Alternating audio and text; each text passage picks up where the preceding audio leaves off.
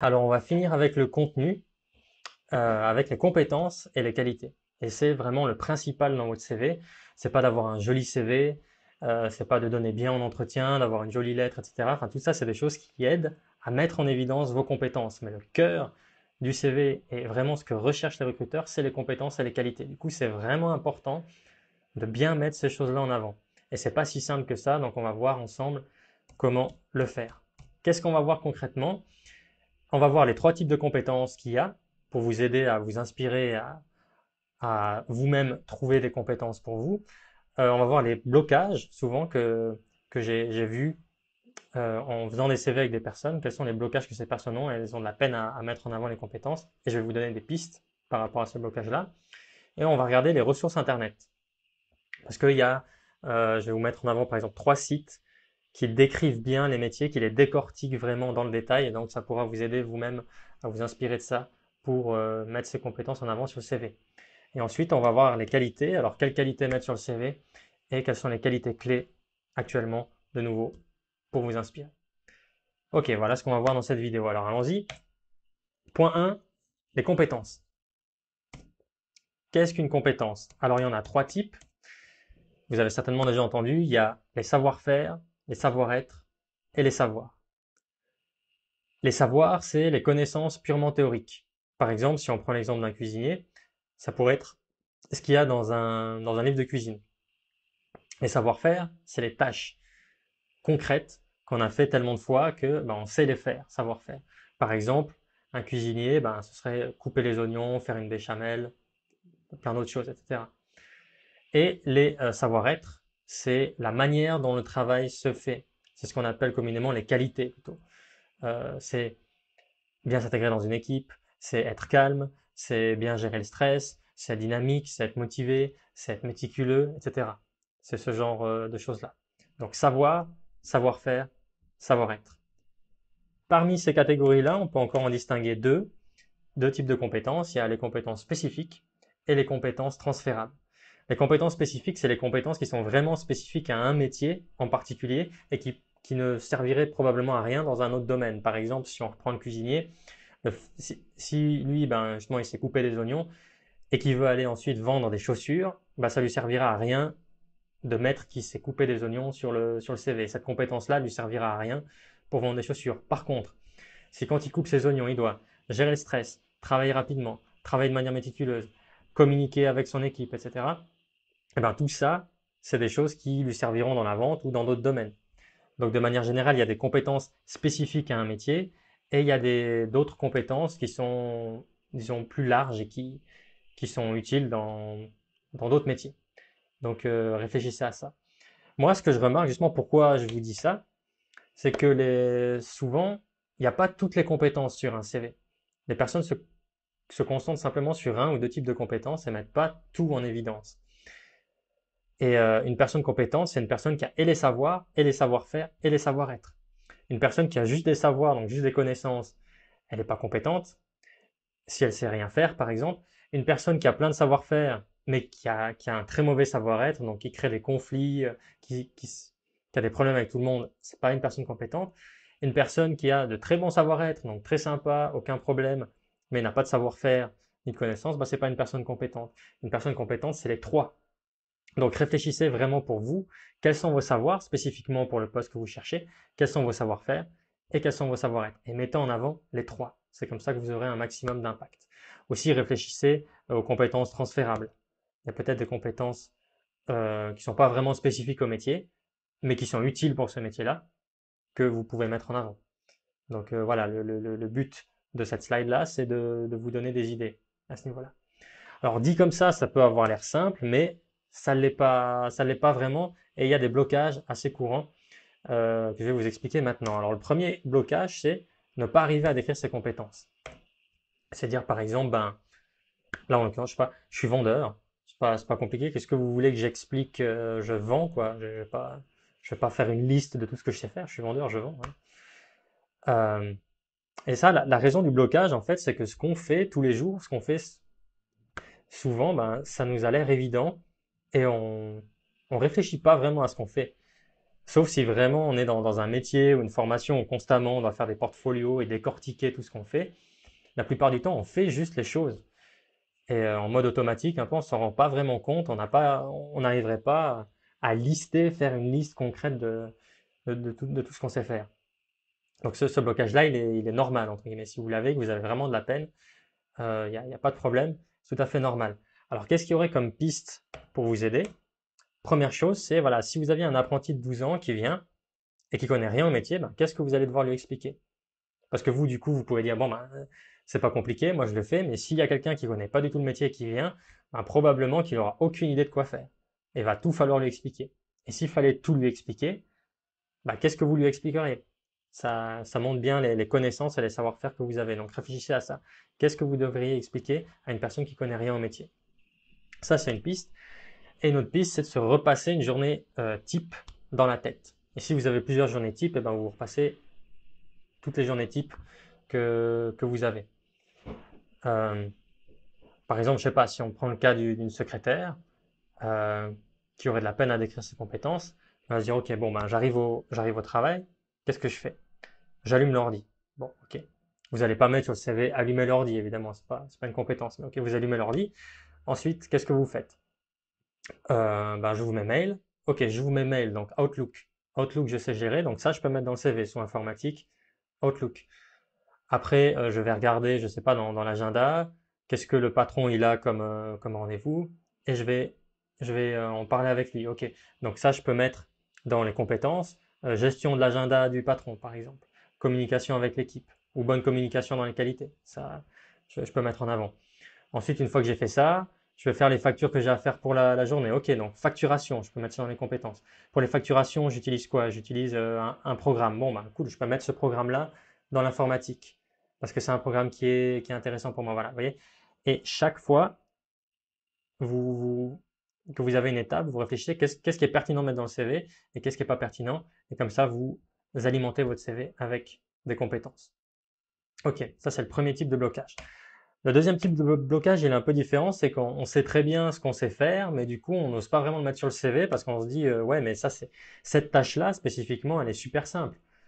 Par exemple, je sais pas, si on prend l'exemple de la secrétaire Outlook, elle pourrait dire, ouais, mais pourquoi je mettrais ça sur le CV? Enfin, c'est super simple, Outlook, il n'y a pas, enfin, de quoi si je mets ça sur le CV? Ben, la raison du blocage, c'est que déjà, on peut avoir tendance à penser que toutes les personnes qui sont dans notre métier font la même chose. Et donc, par exemple, cette secrétaire-là, elle peut avoir l'impression que tout le monde sait utiliser Outlook. Toutes les secrétaires savent le faire. Et du coup, elle ne verrait pas pourquoi elle le mettrait, étant donné que ben, tout le monde est censé savoir faire ça. Bon, la réalité, c'est que souvent, pour un même métier, les cahiers des charges varient vraiment d'une entreprise à une autre ou d'un poste à un autre. Et donc, pas forcément tout le monde sait faire ça. Et, euh, Et donc, voilà, c'est intéressant. Si vous savez le faire, eh ben, mettez-le en avant. Et voilà, d'ailleurs, cette remarque-là, elle fait penser à...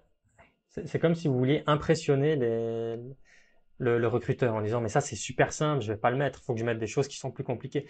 Mais réellement, votre CV, il n'est pas là pour impressionner le recruteur. Vous n'êtes pas là pour impressionner les gens. Combien de personnes, à votre avis, se font engager parce que le recruteur était impressionné? C'est assez rare, en fait. Je sais pas, moi, les recruteurs, ils veulent avoir quelqu'un qui sait faire un certain nombre de tâches. Et donc, si vous arrivez avec un CV, vous montrez, voilà, tac, je sais faire ces tâches-là, eh ben, c'est OK. Et vous pouvez être engagé pour ça. Non seulement le but, c'est pas d'impressionner, mais en plus, impressionner, ça peut être négatif. Parce que pour quelle raison, enfin, si un recruteur est impressionné par votre CV, ben, peut-être qu'il y aura une raison pour ça. Il va dire, non, mais cette personne, elle est surqualifiée ou elle n'a pas sa place ici.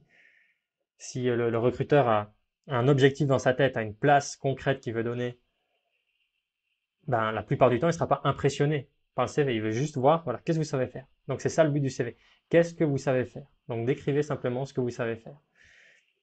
Et une autre remarque, c'est que souvent, le, le- la plupart des tâches, quand on décrit un métier en plusieurs tâches, en petites tâches, ben, quand on regarde les tâches individuellement, elles ne sont pas très compliquées.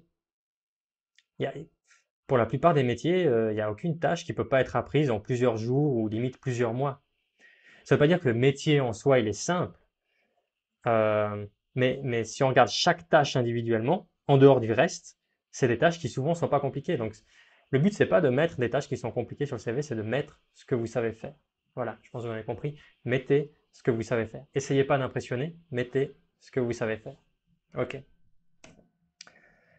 Les ressources Internet. Alors ça, il y a un PDF que je vais vous mettre qui s'appelle Compétences et qualités, où vous aurez les liens directement des sites que je vous donne là. Vous aurez qu'à cliquer dessus et y aller. Et à la fin de cette vidéo, on va faire un tour sur les trois sites principaux pour vous montrer un peu où se trouvent les compétences là. Alors pour les compétences transférables, voici 2 sites. Vous pourrez aller les voir dans le PDF. Voilà, c'est des sites qui sont très bien pour les compétences transférables. Et pour les compétences spécifiques au métier, donc si vous avez de la peine pour votre métier à décortiquer les compétences, vous avez ces 3 sites-là. Orientation.ch, qui est très bien pour décrire les tâches. Donc si on est en Suisse, mais même si vous êtes en France ou ailleurs, si vous trouvez le métier sur orientation.ch, vous avez une description très bonne du métier, ainsi que les qualités qui sont nécessaires pour ce métier-là. Donc ça vous donnera vraiment des bonnes pistes. Ricrac.ch, même chose. Je vais vous montrer ça après. Et les fiches métiers de Pôle emploi.fr pour les Français ou pour les Suisses. Égal, hein, il y a aussi des très bonnes descriptions des métiers. Voilà, donc vous pouvez vous inspirer de ces sites-là vraiment si vous n'avez plus d'idées sur ce que vous savez faire. Allez sur ces sites-là et vous aurez des réponses à cette question-là. Ok, voilà pour les compétences. Alors les sites, comme j'ai dit, on y reviendra après. Les qualités. Quelles qualités mettre sur votre CV? Les qualités en rapport avec le poste recherché. C'est clair. Si la qualité n'a rien trop à voir sur le CV, déjà, elle vous mettra pas spécialement, comment dire, vous n'aurez pas un avantage par rapport aux autres personnes si vous la mettez sur le CV. Puis si vous la mettez, ça prend de la place sur le CV, vous ne mettez pas une autre qualité qui est peut-être plus importante. Donc réfléchissez vraiment à mettre les bonnes qualités sur le CV. Comment trouver ces qualités? Alors pour certaines personnes, c'est très simple et pour d'autres, c'est vraiment compliqué. Et elles ont vraiment de la peine à identifier quelles sont leurs qualités. C'est peut-être des personnes qui ont pas beaucoup confiance en elles ou qui se sentent bêtes de mettre en avant des qualités, enfin comme si c'était entre guillemets trop se mettre en avant de mettre des qualités. Des personnes qui seraient plutôt dans l'optique de dire bon ce serait plutôt aux autres de donner mes qualités. Moi je vois pas, enfin, donner des qualités c'est presque un peu arrogant entre guillemets. Donc voilà, d'un côté c'est le but du CV, vous allez devoir mettre en avant vos qualités et mettre en avant vos compétences. Alors comment trouver des qualités? Que disent vos collègues, amis et famille de vous? Simplement, si vous-même vous n'arrivez pas à le formuler, qu'est-ce qu'on vous a déjà dit? Quel retour vous avez des gens qui sont autour de vous? Que disent les certificats de travail? En Suisse, on peut mettre à la fin du certificat de travail quelques phrases ou un paragraphe sur la manière dont vous avez travaillé. Qu'est-ce que ces certificats-là disent de vous? Et si après ça, vous n'arrivez toujours pas à trouver des qualités, qu'est-ce qu'on pourrait jamais dire de vous? Ça, c'est la question à l'inverse. Qu'est-ce que vos collègues, vos amis, votre famille ne pourraient jamais dire de vous?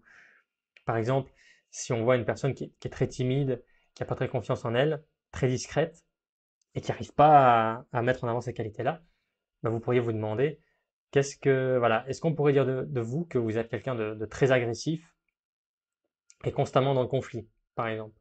Et là, vous allez dire, non, non, je vois pas pourquoi, non, c'est pas vrai, quoi. Donc, si c'est pas le cas, c'est que vous avez probablement les compétences inverses. Donc, quelqu'un de très calme, qui s'intègre très bien dans une équipe, discret, voilà. Vous pouvez essayer de penser en négatif. Qu'est-ce qu'on pourrait jamais dire de moi? Et du coup, vous aurez les autres qualités. Voilà. Et ensuite, une fois que vous avez ces qualités, se demander lesquelles sont les plus utiles pour le poste recherché. Parce que de nouveau, si vous mettez des qualités qui ne sont pas en lien avec le poste, ça ne vous met pas en avant et vous ne mettez pas une qualité qui serait pertinente pour le poste. Donc réfléchissez à ces qualités-là et regardez sur Internet, on va le voir tout de suite, quelles qualités sont recherchées pour un poste. Voilà. Voilà pour les qualités. Alors, quelles sont les qualités clés actuellement? C'est intéressant. Il y a Azuna, qui est un site de recherche d'emploi international, mais aussi français, qui a fait une recherche, qui a fait une étude sur 800 000 offres d'emploi. Et ils ont regardé quelles sont les qualités qui sont demandées le plus par les employeurs. Enfin, ils ont fait le compte simplement. Sur 800 000 offres, quelles sont les qualités qui sont demandées? Et ils les ont classées de la plus demandée à la moins demandée. Il y en a 20. Et je vous mets le classement ici. Le premier, c'est la rigueur. Deuxième, autonomie. Troisième, dynamisme. Ensuite, esprit d'équipe, motivation, créativité, bon relationnel. Voilà. Donc ça, c'est des qualités transférables, si on veut. C'est des qualités qui sont utiles plus ou moins dans tous les métiers et c'est vraiment des qualités qui sont importantes. Donc de nouveau, pensez pas juste à mettre en avant les, les compétences spécifiques au métier. Mettez aussi en avant les compétences ou les qualités qui sont utiles dans le métier, mais qui sont peut-être plus générales, parce que c'est vraiment des qualités qui sont importantes. Voilà, ça vous le retrouvez dans le PDF que je vous ai fait, donc compétences et qualités. Voilà pour ces qualités clés. Donc maintenant, comme je vous ai dit, on va aller jeter un coup d'œil aux différents sites dont je vous ai parlé. Voilà, ici vous avez orientation.ch. Donc si vous voulez découvrir des compétences, vous allez dans orientation.ch, vous allez sur profession, rechercher une profession, et on va regarder vendeur par exemple. Ici, vous pouvez trier les différentes professions que vous voulez, mais si vous voulez chercher quelque chose, voilà, vous mettez vendeur, affichez les résultats. Ici, ensuite, ça s'appelle gestionnaire du commerce de détail. Voilà, vous l'ouvrez et vous avez une description du métier. Et vous voyez, ici, vous avez les compétences. Accueillir les clients, expliquer les caractéristiques, établir les documents de vente, encaisser la somme, recevoir les réclamations, organiser les promotions. Ça, c'est le conseil à la clientèle. Après, il y a tout ce qui est gestion des marchandises, négocier les commandes, enregistrer les livraisons, veiller à la qualité des produits, etc. Participer aux inventaires. Donc, voilà, c'est deux types de compétences. Et ce qui est intéressant, bon, vous avez aussi une description de la formation, mais ça, c'est peut-être moins important. Ce qui est intéressant, c'est que tout au fond, vous avez les qualités requises pour le métier. Aptitude à travailler en équipe, sens commercial, bonne mémoire, résistance physique, ordre et propreté, présentation soignée. Donc, voilà, ça peut vous inspirer. Si vous ne savez pas quelle qualité, quelle compétence mettre en avant, ce site-là, c'est vraiment une bonne ressource à ce niveau-là. Donc, orientation.ch. Deuxième site, ricrac.ch. Voilà, vous arrivez là-dessus. Donc, même principe, si on met vendeur ici, vous cherchez. Voilà, vous avez plusieurs types de vendeurs. Alors, on va aller sur vendeur ici. Et vous avez description des tâches. Donc, de nouveau, un peu comme orientation.ch, gestion de la clientèle et gestion de la marchandise. Vous avez les différentes tâches. Donc, même principe.